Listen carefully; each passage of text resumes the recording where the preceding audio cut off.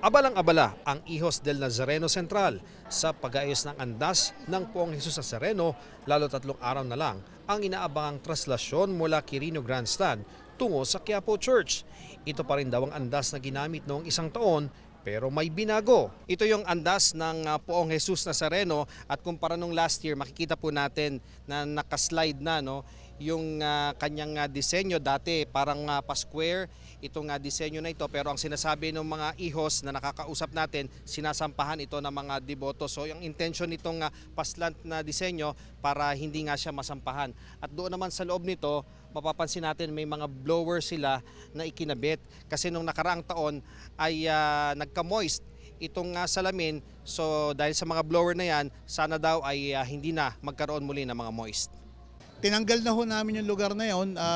We believe hindi na ho sila makakasampa sa harapan. Maging yung sa likuran ho, yung natatapakang kapiraso na 2 inches, natanggal na ho yun. Yung wag mag-moist sa loob. Dahil meron kami mga blower na nagkakabit. May kinabit din sila. Naglagay kami ng parang exhaust doon sa itaas. Okay. Bali 4. Pero tiyak na didiskarte pa rin ang mga deboto papanik ng andas. Ang mahalaga raw, maaasahan ng tibay nito. Ang matibay at maaasahang andas kasi ang isa sa susi para sa mas mabilis na traslasyon. Yung gulong, hindi yan mag-stack up. Hindi naman. Dahil po, Unang-una sa parang caster wheel ang ginamit namin dyan malaki.